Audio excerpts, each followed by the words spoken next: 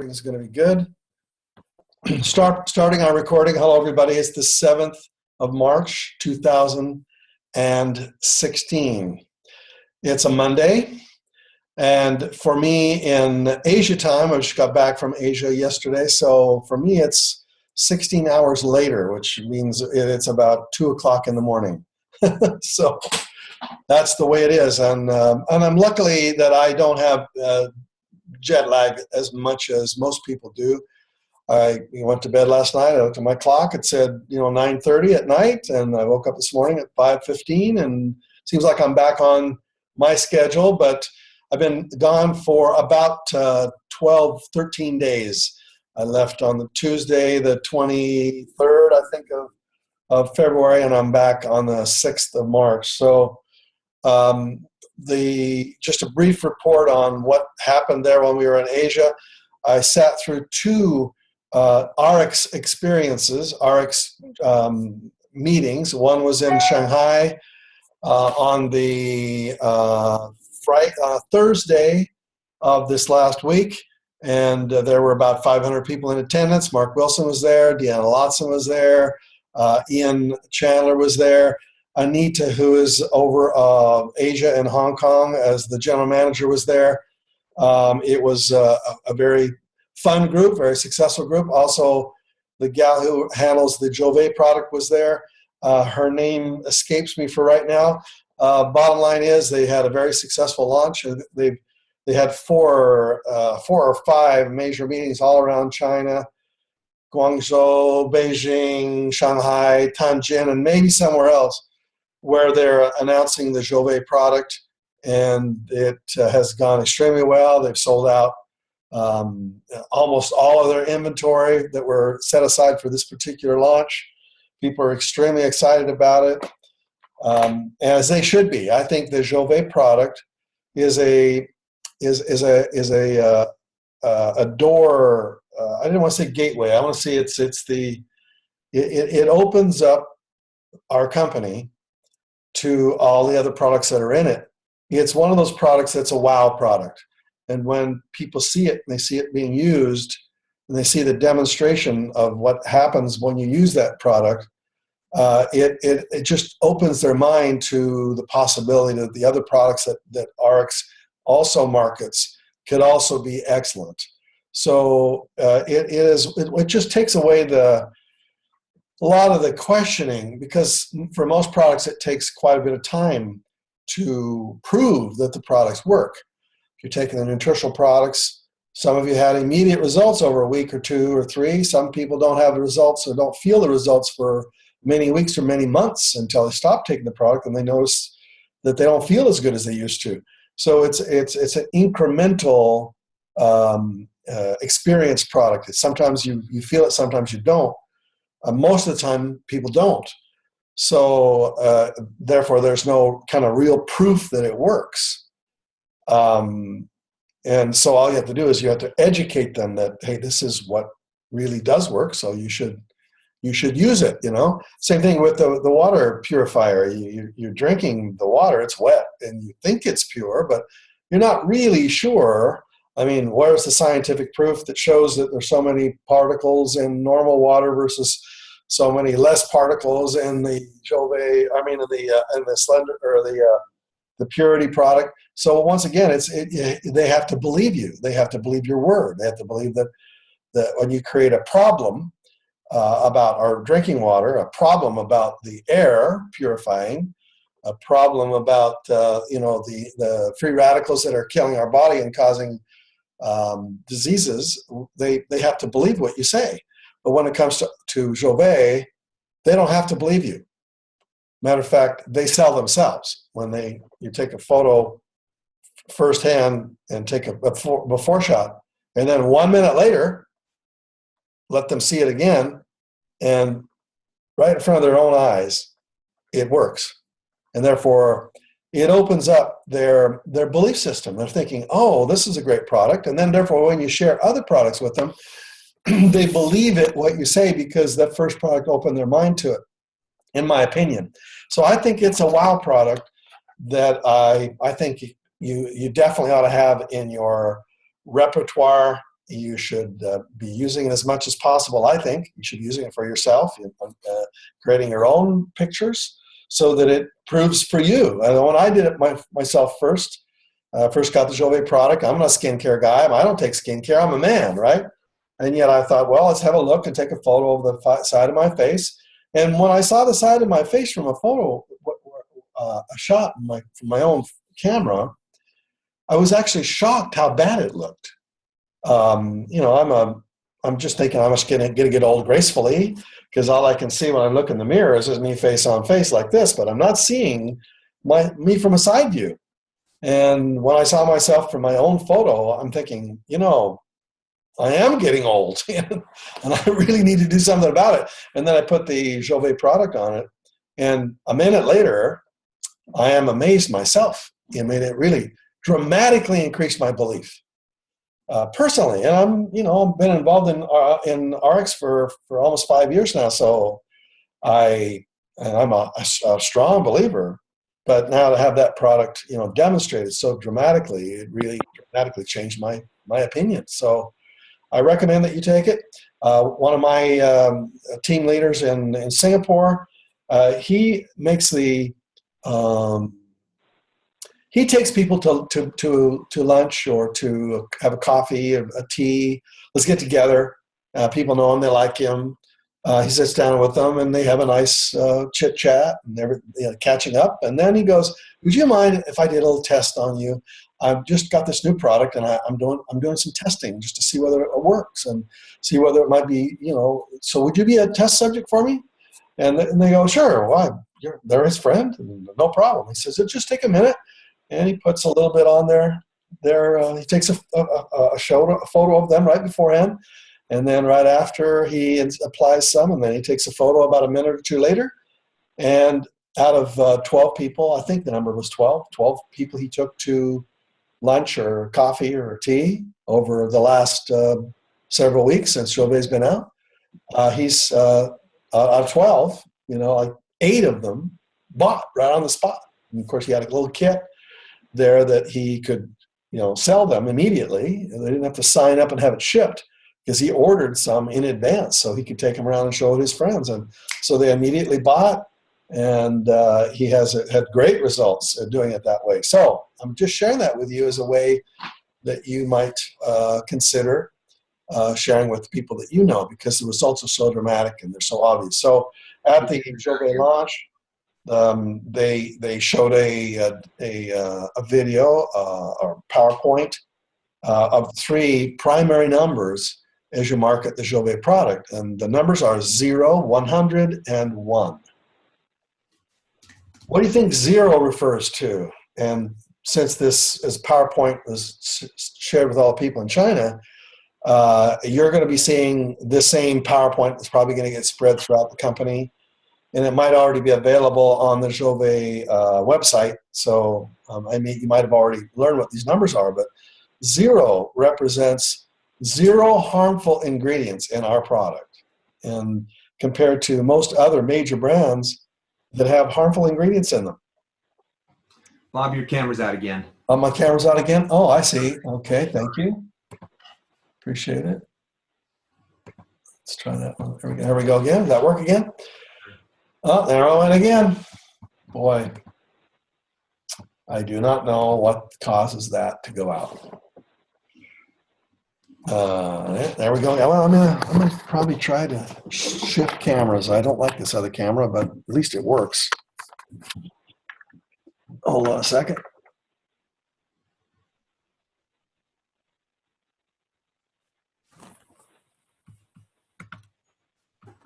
Okay. Let's try that camera. There we go. So the 0 is 0 harmful ingredients. You should be proud of that. 100 is that 100% of the people that were tested with this particular product in scientific testing, 100% of the people showed results.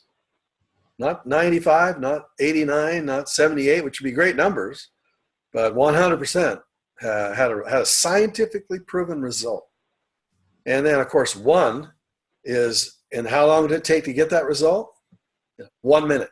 And there's, nothing like a demonstratable product like that. So welcome everybody. Let me show you my PowerPoint we're going to consider today. Hold on just a second. There we go.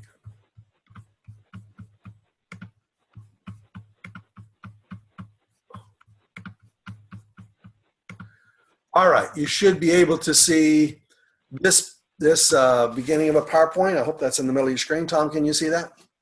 Got it. Yeah. So this is the March the 7th, 2016. Over the last couple of weeks, we've been discussing how you build your business and how you find 4 customers in 4 weeks, not 8 weeks.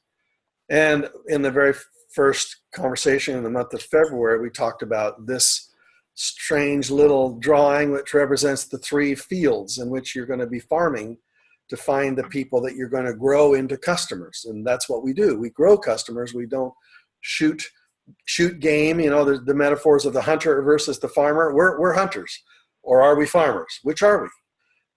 We're farmers. We grow customers. Sometimes those customers are ready to pick. They're ripe. They are looking for a solution to a problem. We have that solution. Therefore, they are ripe and ready to buy. They want to do it right now. And therefore, some of the people and if you look around you in that first field, the field of the people that are around you, the people your friends, your relatives, coworkers, people that know your name, people who would recognize who you are and see an email from you would probably know who it came from. Those people in that very close field, the closest field to you, that are what we call that hot field.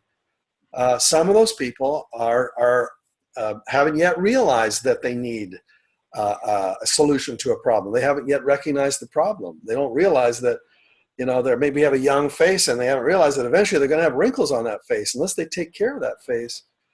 And so they don't think they have a problem. They don't need for a solution. Therefore, I would say that's a tiny little shoot that's coming above the ground. The seed has been planted, but they really don't think they need it. There'll be some people who have products that we have, like our nutritional products, Nutrify. They don't really need or don't think they need to have a protection for this body, because the foods we eat don't give us the nutrients we need. Tim Sales was speaking at the event in Taichung, which is the center city in Taiwan, and I got the chance to go on the last day. I took a train south to where there had been a Jovet launch on the day before, and then on the day later, Tim was teaching his training. Tim Sales was on his way to Korea, and he stopped in Taiwan to talk to the group there. And, it was, fascinating, his conversations. I took 6 pages of notes, of all the incredible detailed information that he was sharing with us. It was fascinating. One of the things he said was in his research that he says, what's the #1 cause of cancer? People can think of lots of things. They think of smoking, or overweight, or genetic reasons. And according to his research, the #1 cause of cancer is malnutrition, meaning not the fact you don't eat enough, the fact that your diet doesn't contain enough of the micronutrients that you should be eating with your daily diet. The reason we eat food is that food contains tiny little micronutrients, such as, the minerals and the vitamins and the other, little tiny minuscule parts of the food we eat. You eat an apple. Yes, it contains the carbohydrates, but it also contains a vitamin C in there that gets, reduced down into our body. We need lots of that vitamin C. Therefore, we need eat lots of fresh fruits and vegetables, and a lot of things we eat don't contain those nutrients. The McDonald's burgers doesn't contain a lot of the nutrients that we need. So a lot of the fast food society ends up eating lots of food and creates lots of fat, but doesn't have the micronutrients to run the machine called your body. And your body is a cancer-killing machine. It's designed to kill cancer, but if it doesn't have enough fuel, enough the micronutrients to work to make its system work, then that's the number one cause of cancer. So the ordinary person who eats every day, and that maybe they might even eat healthy, they might eat fruits and vegetables and think that they're really doing well, and yet the fruits and vegetables these days don't contain the micronutrients like they used to. I remember when I first got started, 20 years ago, one little pamphlet that I read really changed my life, really, because I didn't really think I needed to eat healthy. I didn't think I wasn't eating healthy. I thought I was I was overweight, obviously, but I thought I was eating, some fruits and vegetables every day. I had some of those micronutrients coming in. And then this little pamphlet, I'll never forget it. It said that when I was born in 1948, that food, about that year, I'm 50, 48, somewhere in that range, that bowl of spinach contained about 50 milligrams of iron. Of course, you'll eat the spinach and all that green stuff, and it goes into your body and gets processed through your system and into your intestines. It pulls through those little micronutrients to put into your bloodstream so it can take to all the cells in your body. So your cells in your body have these, the iron that you need to make your body work. And 50 milligrams of iron is a pretty good amount. And this pamphlet, I can't remember where the research came, but she had the research to show that a current bowl of spinach contains 2 milligrams of iron. This looks like the same bowl of spinach, and as far as I'm concerned, tasted just as bad as when I was a little kid. But now that same bowl of spinach has 25 times less micronutrients in it. Now, why do you think that is? Why do you think there isn't enough iron in the spinach that we eat? Because it's manufactured like products in a factory.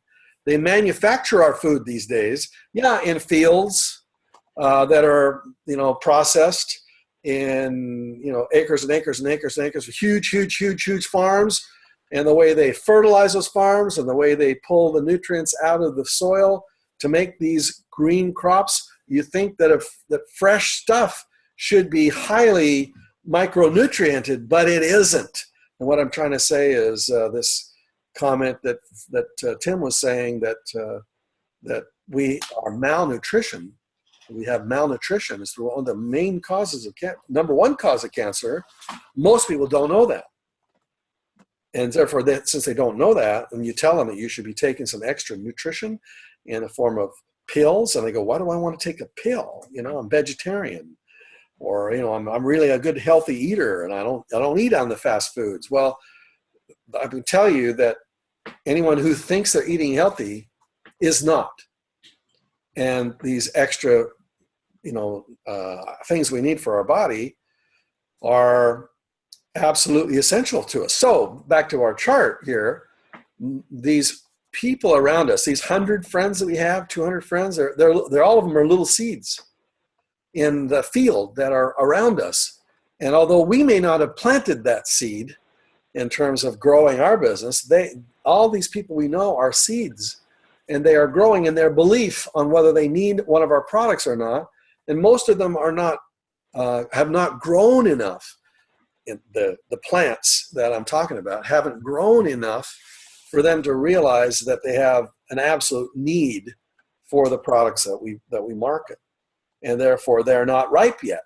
And therefore, their fruit isn't ready to be picked yet because they are still needing to be nurtured until the fruit on them is ready to be harvested. So when it comes to these 4 people that you know that you should be marketing to in your first 8 weeks, there are some of your friends who need a solution to a problem right now. They know they do. They're actually Googling for it right now. Most of your friends who you will approach and notify about you being involved in some network marketing opportunity, most of your friends will not be interested. Not because they don't like you, not because they don't like the RX products, not because they they don't think they have a problem, and therefore they're not rejecting you per se, but they're saying, I don't have that problem. Why should I spend some of my tight budget money towards a solution to a problem that might happen 20 years from now, right? It's not an immediate need for them immediately. So they're not ripe yet. And therefore your job as a marketer or as a farmer is to continue to activate those seeds so they start to grow. And so some of them start to be ready to be harvested. And we say that in a loving way. Harvested meaning you're going to give them a solution to their problem, and they're looking for a solution, you provide it, right? So Tim, as he's saying to the people in that audience, just yesterday, as a matter of fact, we are educating people about some things they need to know about their bodies, and 4 of your friends, 4 of your associates, 4 of your relatives, 4 people you know are right now, in this very moment, they need a solution to their problem. Now, why do I say 4? Why not 3 or 9 or whatever? Why am I absolutely certain that at least 4 of your friends are looking for a solution right now? Well, I'm going to share with you a chart here in just a second that is going to discuss that. Okay, so let's go to that chart. So we know we're planting seeds, and we know we're harvesting fruit that's ready, and we know we want to do that for people in the next month. We are a farmer, and we're farming. The seeds that we have are the seeds of good health and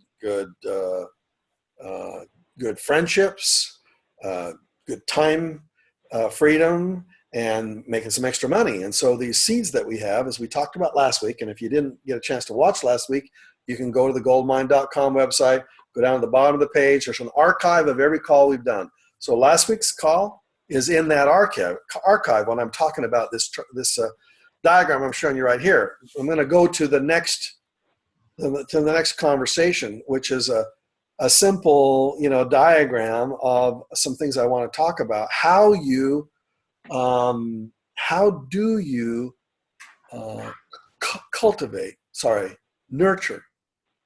nurture the people around you? If the first skill is to cultivate your field and get ready to plant, the second skill is to learn how to plant those seeds and to get out there and talk to people. The third skill is when you talk to people, some of them are going to say yes immediately, and some of them are going to take 7 calls from you. Most people think, well, if they talk to their friend once, then their friend wasn't interested, then that's done. We're finished with that conversation. Well, the point you need to understand is that just like any ad that you run on the television, you have to see that ad sometimes 5, 10 times before eventually it catches your attention. And eventually you go, oh, let's tell you what, I do need some more tires for my car. Well, there's some tires on sale. That's right. Okay. And it took 7 times for the repeat conversation to happen. So you need to realize that as far as your networking is concerned, it's going to require multiple contacts, multiple exposures to you and the people around you, in a loving way, in a sensitive way, without being pushy, without being overbearing and obnoxious. That's what networking is all about. It's being a good friend and just letting people know that you're there. There's the analogy of the Aesop's fable, where the wind and the sun have a bet, and the wind says, I think I can get that guy down there who's walking along the road. I can get him to take off his coat faster than you can. And the sun said, you're on. Let's have a vote here. Let's have a bet. And so the sun came out first, had the first shot at it, and the sun took away the clouds, and the sun beat down hard on that guy that has coat on, and he eventually warmed up so much that he had to take his coat off, and the time frame it took for him to take his coat off was the time frame for the bet. Then the wind said, okay, it's my turn. Let's see if I can blow this guy's coat off. And the wind starts to blow, and what does the man do? He hangs onto his coat even tighter. So the point is, being a blowhard, which is what the analogy here is, being a blowhard and blowing and saying too many things causes a person to hang on to their beliefs even more. And if you're really pushy when it comes to sales, then people don't want to do business with you. I think I mentioned this, if I'm not mistaken. Sometimes I do so many different kinds of trainings to so many different groups, I can't remember who I said what to when. But if it was to you, then I'll just repeat it. If somebody phones you on your phone and you can see caller ID, you can see who's calling, is this a call you want to take? And if they see your name there, your telephone number, do they really want to take your call?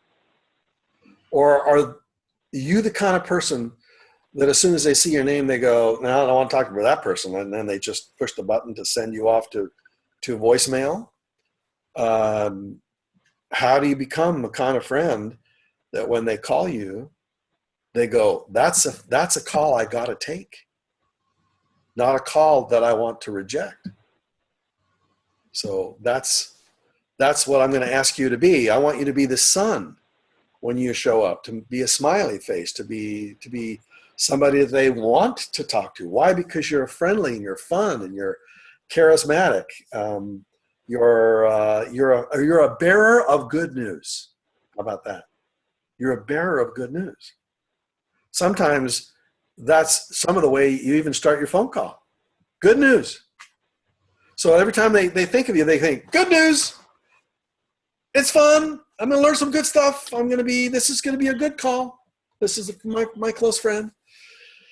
If you're a bearer of bad news, if you are bad news, first of all, you don't want to be bad news, and you don't want to bear bad news because the bad news gets painted on you. Just be the kind of person that people want to accept the phone call, right? Now, you're bearing 4 gifts when you come, whenever you call, and however many times it takes for you to communicate with them in a positive way. You're bearing information about, more friendships, and underneath the stop sign, as you can see on your chart there, you're doing some planting and you're doing some hoeing. Planting that seed means planting the seed and giving them the opportunity that it's going to grow, and you have to weed out some of the bad stuff that some of the lies that people say about network marketing, some of the lies that people say about nutrition, some of the things that the misbeliefs and the misinformation that people have about all of our products. You have to be the kind of person that is planting the right kind of information, digging holes and making sure the seed gets planted right, and then that any weed comes up, you have to be making sure that those weeds are not going to choke out your seed. Because if you planted the seed, if you communicated with them and they have said no, they're not interested, how are you going to open up the opportunity for you to communicate with them again? For me, it would be if they don't seem to have an interest to it, then I'll just say something like this. I'll say, I realize time is not right for you. No problem. From time to time, I'm going to send you information in an email. Maybe I'll send you text that I think will be really valuable to you. Nothing to do with my products, but just information that might be useful to you over the next period of time. And just read through it. It'll be short little snippets that I'll send you from time to time. It's just to kind of inform you of some really powerful information that I'm coming across I think will be useful to you. And therefore, you've opened up the possibility that in the next communication you have with them, that there's going to be some good information coming. Not a sales pitch.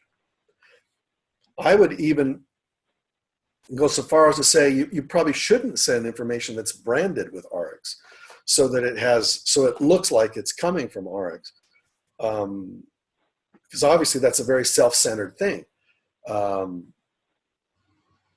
Self-centered meaning if you're trying to sell a product and everything you say, information related around it is based on the RX brand, then people are going to question whether or not what you're saying is just a pitch on trying to sell them a product.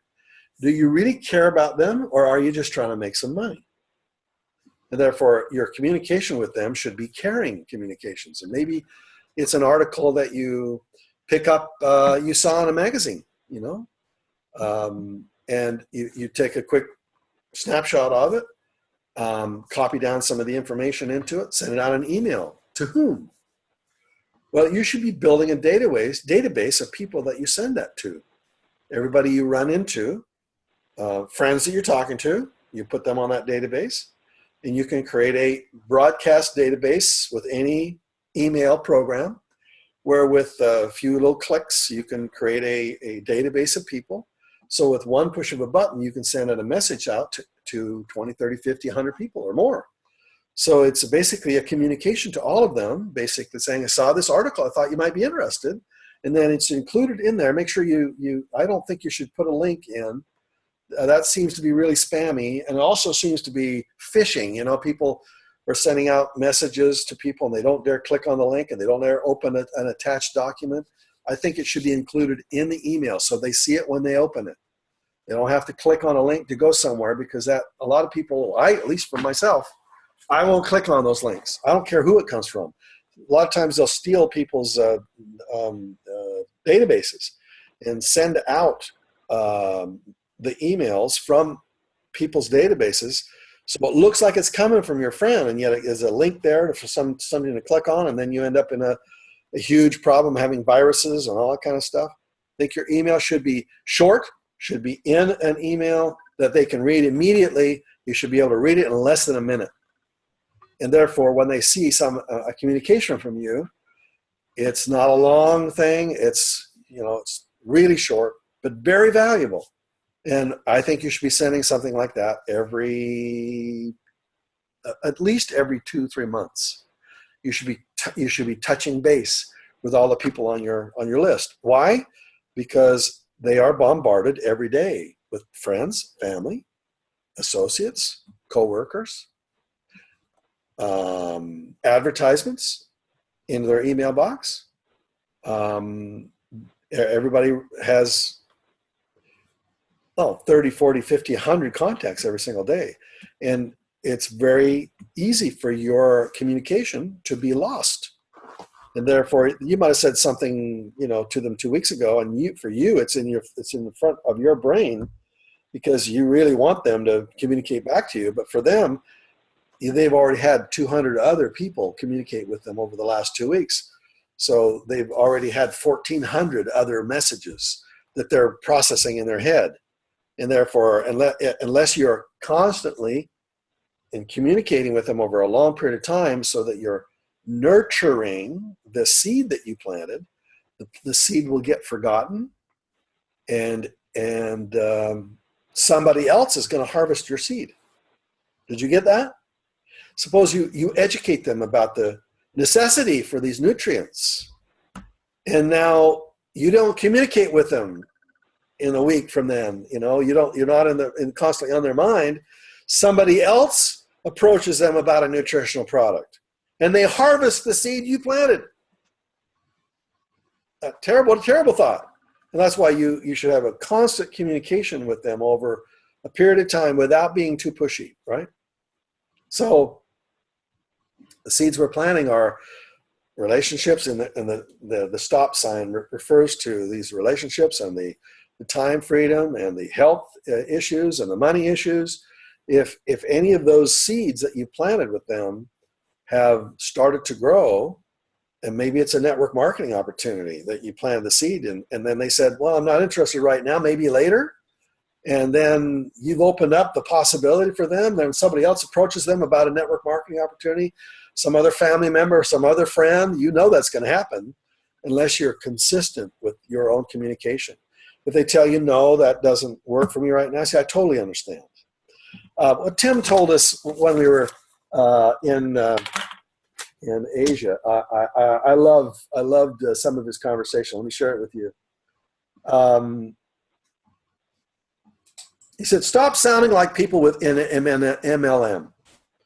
How do you do that? You focus on the customer, find out what they need, and sell them a solution to what they need. Don't sell them a product. He said, if you're trying to sell products, people get turned off. But if you find out what they need and you find out what they're Googling for, find out what they're ripening to buy, and then if your solution becomes a solution that they're looking for because it solves a problem that they have, then they're much more likely to say yes to you. He says, so don't sell products, solve problems. And find out what somebody needs or wants first. And that's just basic marketing stuff. It says 2 answers you'll always get when you introduce your opportunity to somebody. I don't have any time. I don't have any money. And technically, they're actually four answers that people usually get. And as I've said, I don't have enough friends. I don't know who to market this to. And number 2, I don't have enough time. And under the stop sign, these are the 4 problems that people will give you why they're not interested in your company or your products. Number 3 is I don't have enough energy. I don't have enough energy to launch a business. And number 4 is I don't have enough money to buy your product. And those 4 these are the 4 major complaints or excuses that people will use every single time. And Tim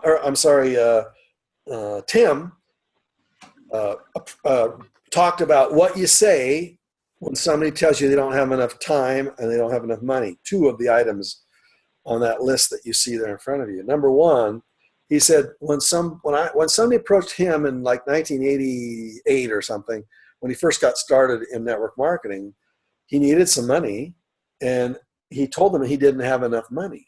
That was his excuse. So what did he say? What did the person say to him that pushed him over the top? And he said it was a question. Okay? And here was the question. I thought it was brilliant. He says, I don't have enough money. His friend says, how long have you been saying that? Is that a powerful question? How long have you been saying that? Have you been saying you're broke for a year or 2 or 3 or 10? Tim was thinking to himself, how rude. What do you want from me? Why? I got my problems to face. What do you want? And so the person responded back to him, if you say you don't have the money and you've been saying that a long, long time, how are you ever going to solve that? And it really got Tim to think. And because of that, he started.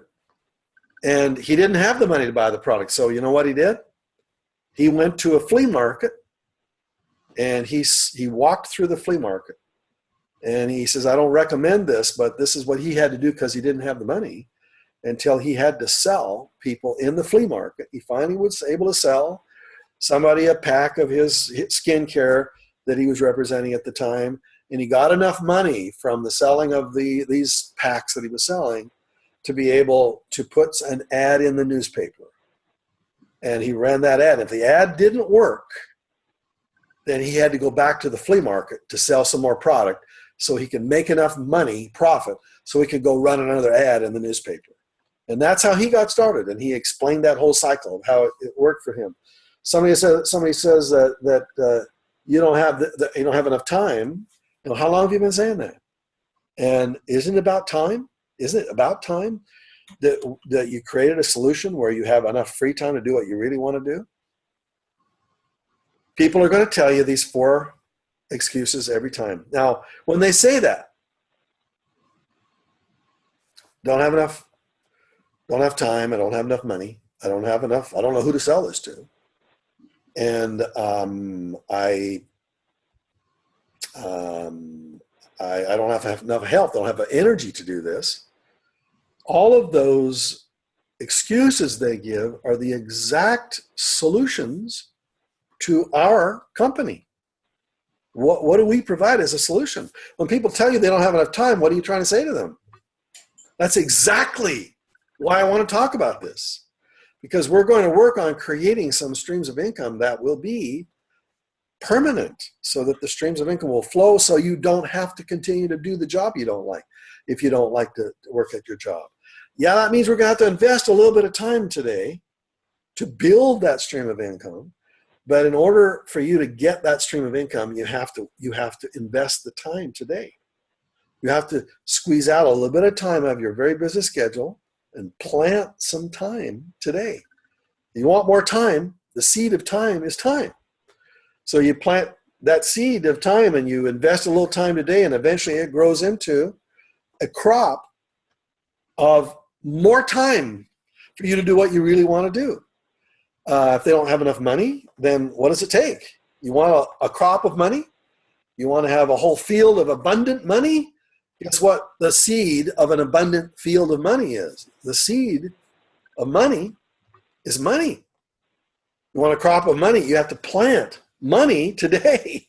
You have to plant a little bit of money, a little investment of your money in the product, into a business opportunity, so that seed of a business crop can start to grow.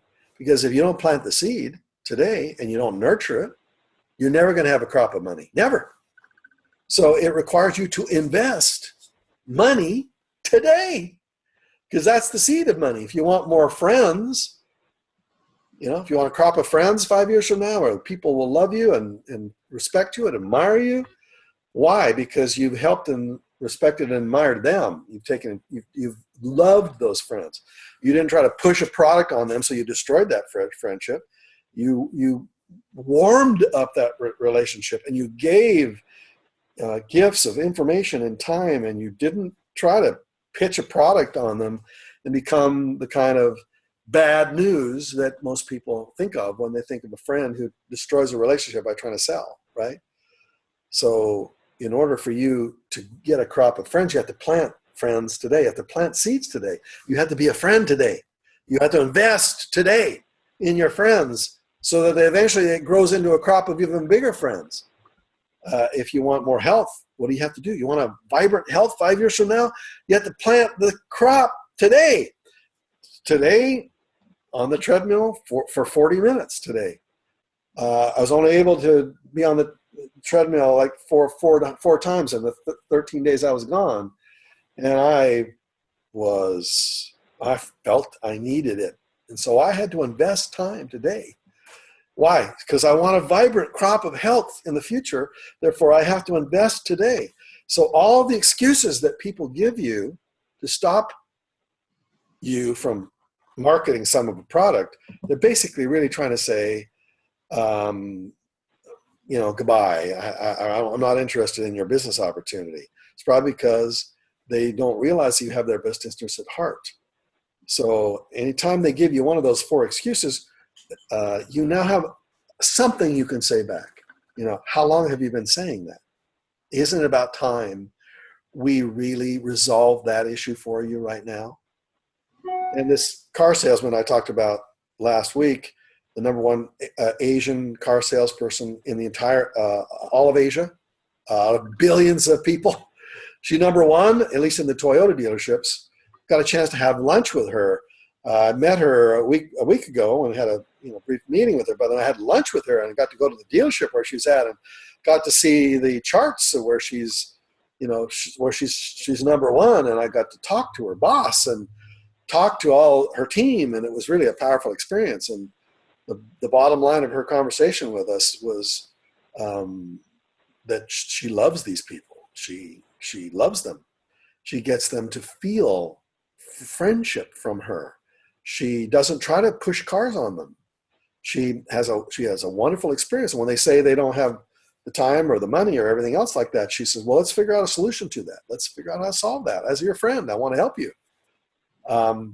She totally understands, and yet she knows that she has a goal, and her goal is to help each of her friends.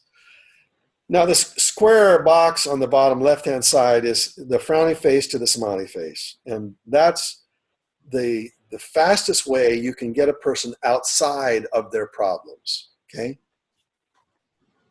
If they tell you they don't have enough time, enough money, enough health, and enough relationships, and Tim Sales said, you don't have enough relationships? There are 7 billion people on the planet. What's stopping you? Don't tell me you don't have enough friends.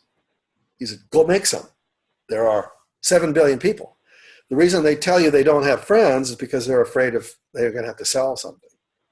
And that you can help them with. You can solve that problem. And I'm showing you how you can do that here every week. For our Nana, who is our number one car salesperson, she gets them to feel what it feels like to own that car. She gets them to imagine the dream of driving that car. In a sense, you're doing the same thing with your RX products.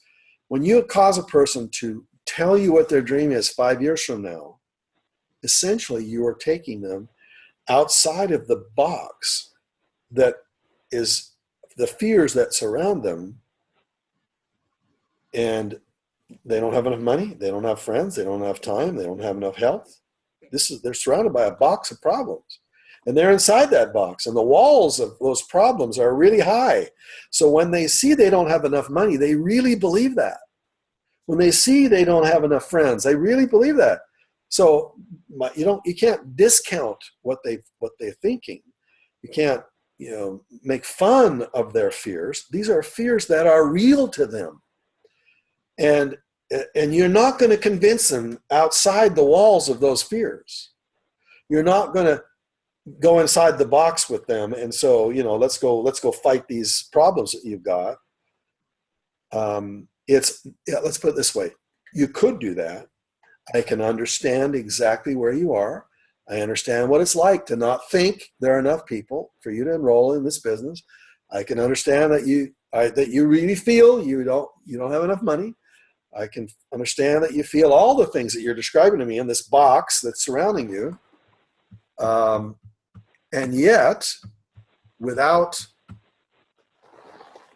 being pushy, there's one magic word that you say that gets them outside the box into the future, living their dream lifestyle. And that magic word is imagine. Imagine what it'd be like to wake up in the morning in your dream home, all your problems gone, all of your money problems are over. You've paid off all the credit cards. You got money in the bank. You could survive for a year or two on just the cash in your bank account. The money pressures are over. Wouldn't that be nice? You have friends. In fact, in this dream home of yours, you're having a party that night. You're inviting all the friends to come over to celebrate with you. And you can afford it. Wouldn't that be nice? Your health, your vibrant health. You don't have any aches and pains. You're trim. You look good. Your face is tight. You feel like $1 million, right? And then free time. You don't have any responsibilities today. You've got it organized so that in a matter of 10 or 15 minutes, you can give orders to whomever you've got managing your businesses, and you have the rest of the day to do what you want to do. Now, get them to feel that. Get them to be there in that home and to smell what it smells like, taste what it tastes like, feel what it feels like, see and hear and experience what it's like to live that kind of lifestyle. And now you've ignited the dream. In a sense, when you do that, it's like flipping the switch on the seed. You flip the switch. And now they're starting to think about their future in a different way. They're outside the box of their problems. They're in the future and their future dream home. And now they can dream it without having to worry about all these things that have been killing their dreams. When they're inside this box of fear, it's a dream killing box. And just thinking about all those problems they've got kills their dreams. You have to be the leader and take them outside of that box into the future dream home, get them to feel that, experiencing that. That's what Nana does as number one car salesperson. That's what you need to do if you want to be number one in RX. You get them to dream and feel and experience what it's like to live all that, right? So back to our PowerPoint. Time goes fast so quickly, darn it. The next two pieces of conversation is this water can is you need to be dripping on your database regularly without selling or pitching so that they realize you have their best interests at heart. So from time to time, you'll send maybe a money-oriented email. Sometimes it'll be a health-oriented email. Maybe it'll be a time freedom-oriented email. It could be something about information that you found in an article, a magazine, some television show you saw, some magazine, some email, some research on the internet, where you pull together a very short but very powerful, maybe it's even a quote. Saw this quote the other day I think you might like. And therefore, when you show up in their life, it's good news. It's not like, oh, they're trying to sell me another product. Well, why'd they just give up? It's good news. Your dripping is water on that plant. And the water is good news to that plant. It nurtures that plant. It nutrients that plant. It gives that plant energy to grow. So as you're growing your crop, you're not trying to kill your crop. If you were if you were pushy and obnoxious, guess what happens to the plant that you've been growing? Kills it. It's like the wind blows that plant out of the ground, and they don't want anything more to do with you. That's one of the reasons that people hate network marketers, because they just can't stop trying to sell. They're trying to reach some quota. And that's not your job. Your job is not to sell. Your job is to inform. Your job is to educate. Now that top pyramid comes from a book by, I'll think of the name, The Ultimate Marketing Machine, Chet Holmes. It's a great visual. 3% of the people you talk to right now want to buy right now.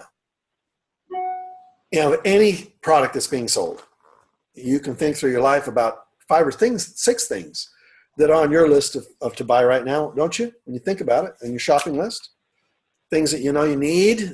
Maybe you can't afford to buy them right now, but maybe you don't have the time to fit them in to go shopping for them. But I know myself personally, I need some pants. I've lost some weight, and when I lost all the weight, all my big pants, I can't wear them anymore, And so I went and bought a few pairs of pants, but I need some more pants, and I need them right now. They're on my to-do list. I got to get them.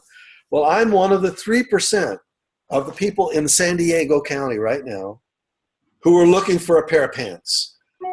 Of the people who are looking in San Diego County right now, I'm one of them. So when an ad comes up on my life, about somebody selling pants, I'm going to respond to that ad. If you Google me, somehow that response gets into my email somehow, I'm probably going to respond to that because I'm hot. I'm hungry. I need a solution. Every person you talk to is going to fit in one of those 5 categories. Either 3% need it and they want it right now. There's a stadium filled with people. 3% of them are looking for a car right now. And 97% of them aren't. So if you go pitch, individually, 100% of those people, 97% of them are going to say, I'm not interested, don't bug me. But when we broadcast a message to an entire stadium of people, 97% of the people don't like that ad or not interested in the ad. Why waste my time on that ad? 3% of them are saying, that's exactly what I'm looking for. Man, what was the deal on that car? And therefore, they're hot for it. And the same thing with your friends. People 3% of them right now need a solution to your weight loss. As a matter of fact, it's going to be a much higher percentage than that because 60% of the people are overweight. So you know that 60% of your friends are overweight right now, 60% of them. And at least 3 of them out of the 100 to 200 people that you know, and I think every one of you knows at least 150 people. That means there's 4 of your friends this very second who are probably Googling right now for a solution to weight loss. Now that means that of the 150 of your friends, 146 of them are not. And therefore, when you go try to sell them your product, hi, I'm involved in this SlenderX product thing, 97% of them are not going to be interested. 10% of them will be warm. That means they're interested. You know, I've been thinking about it. I'm not ready to make that decision yet, but I've been thinking. So, 7%. That means that 10% of the people will be interested. 97% are not. 30% of them are cool. That means, nah. No, first of all, they may not be overweight, you know. I've tried it before. I've just given up. I'm not going to try anything else again. I'm just going to stay fat. They're cool to that idea. They could be warmed up. Some of them are cold, meaning, nope. Nope. I don't think that you'll ever be able to approach me. I've tried network marketing before. Never going to do it again, right? And yet they could still be warmed up. They could still go from cold to hot. But if they're frozen, that means never.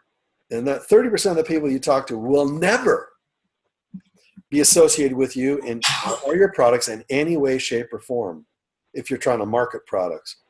And this chapter in the ultimate marketing something describes this solution, and he's basically saying, if all you're doing is selling, and you're selling, then you're ever only going to reach 3%. If, however, you're educating, you're going to reach 70% of those people. If you'll educate, meaning send a little bit of information every once in a while to keep warming them up towards the idea that you're trying to share with them, whether it's pure water, pure air, weight loss, nutrition, the prime products that we're taking, the Jovet, all of those products, those brands we have information behind them.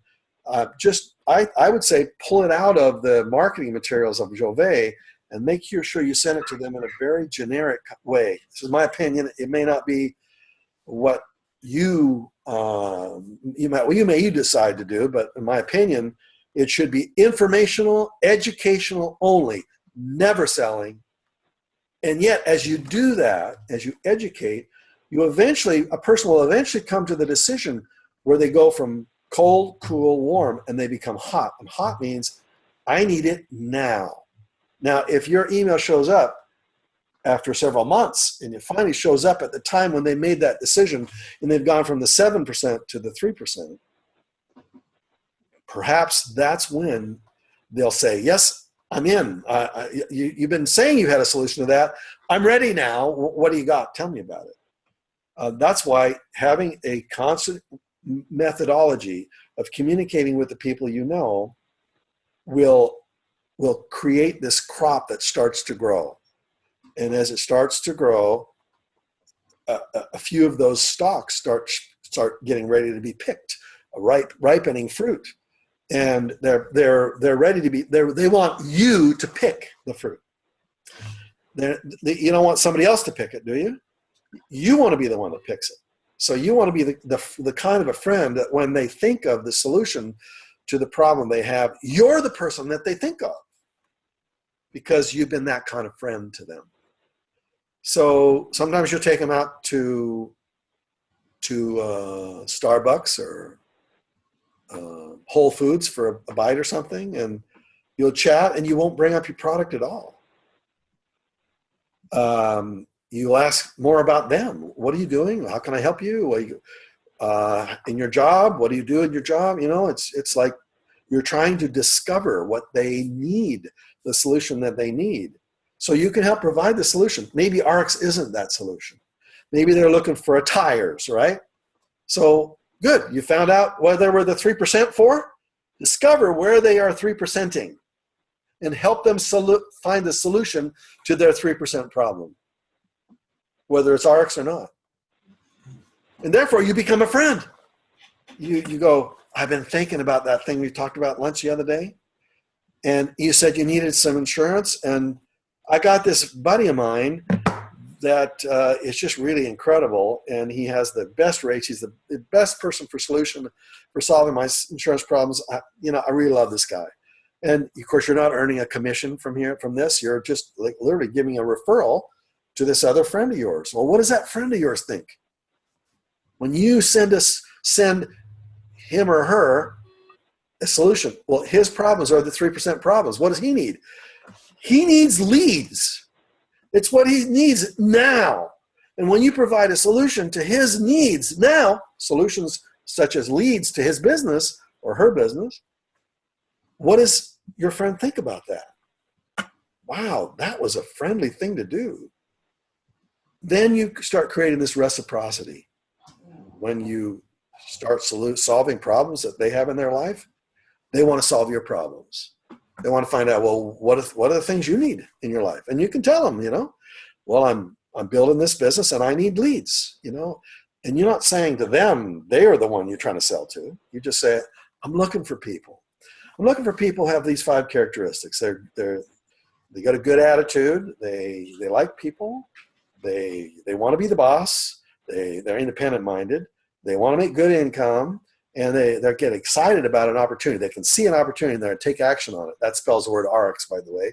Attitude, relationships, independence, income, and the X factor, the excited factor. And you say, I'm looking for people like that. And if you bump into somebody, send them my way. I'll give them a free product. And now you make it easy for them to want to call you with the lead, because if you give their referral a free product, then they'll want to refer somebody to you because they know their friend or the person they're sending your way is going to be treated well, and they get this free product. And and by the way, you could say to them, by the way, if you want some of that free product that I was going to send to your referral, want me to send some to you too? Now, what are they going to say to that?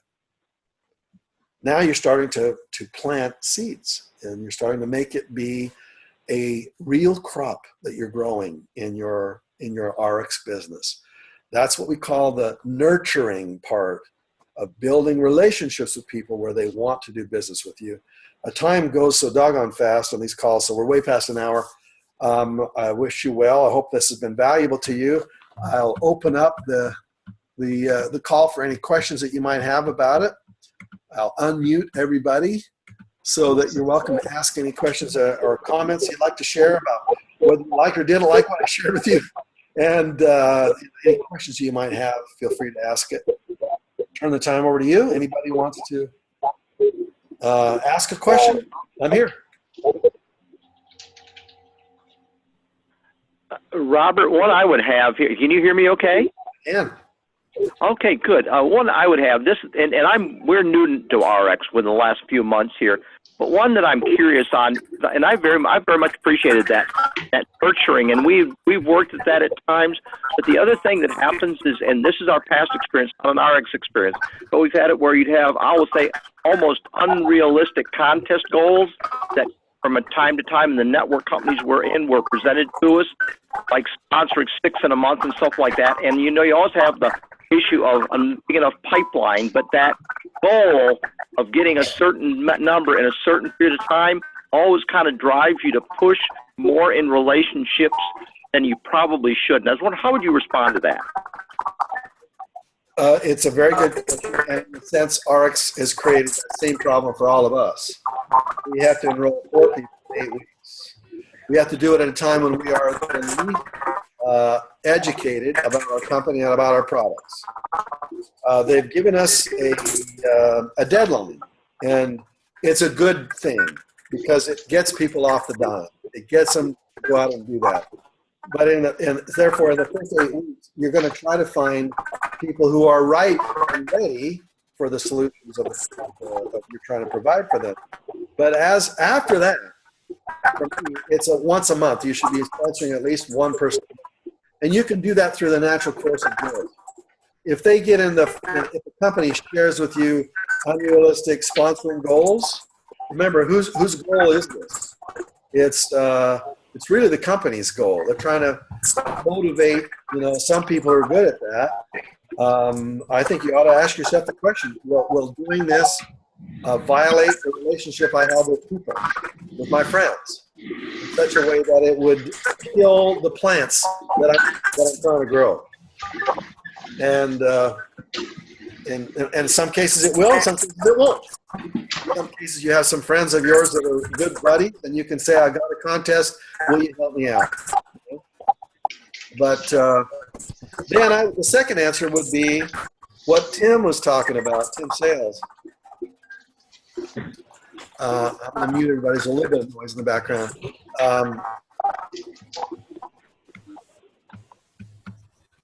Tim spent all the time talking about, hold on a second, talking about marketing, talking about selling, talking about advertising. He has a new weight loss system where he's doing a lot of advertising on Facebook and things like that, and therefore that's what his mind is. And he taught about his own experience.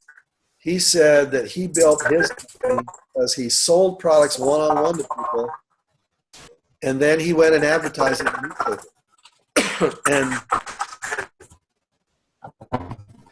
this is kind of like a little advanced stuff, in my opinion. Ordinary people are not used to advertising on Facebook. So we asked this audience of like 300 or 400 people in Taiwan, how many of them had ever placed a Facebook ad?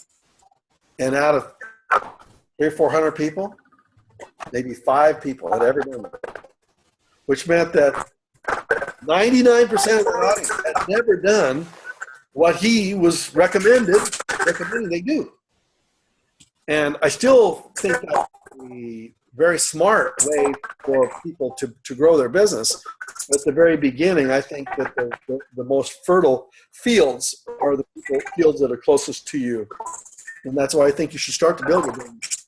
Best you can do what Tim does, but I think it's 90 days from now before people should do that.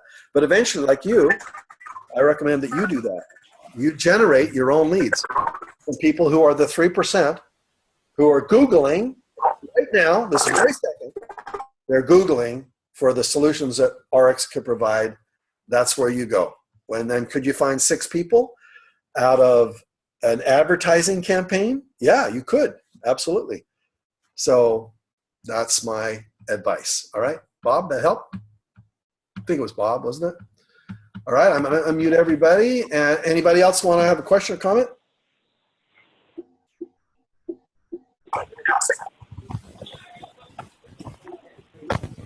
Valuable call, Bob. Thank you very much. Oh, hi, Heidi. How are you? As always, I'm good. How about you? Hey. You hear this? Yeah, it was very interesting. I loved a lot of the things you shared, so I could pick out a couple. The stuff about, I did appreciate the question that you mentioned from Tim Sells when they say they don't have any money, or they don't have any time, whatever. How long have you been dealing with that, or how long has it been like that for you? Right. And also the different conversations about the crop. You just keep refining that, and it's good as usual, getting better and more great every time I hear it. So good stuff. Thanks. Great, Heidi. Thank you very much for your feedback. Thank you. Any other questions, comments? Come on in.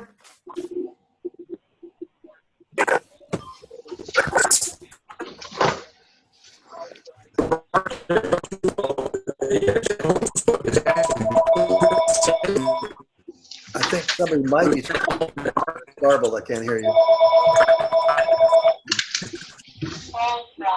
All right. Okay, everybody, you have a great day. I will post this up on on our Goldmiind website. It might even be tomorrow because Brenda is very sick today and she got a bad flu. So she's the one that usually posts it up there for me. So it may be till tomorrow before this call is posted. I recommend you watch it again to kind of pull out of any thoughts. And then feel free to always email me at author@robertallen.com.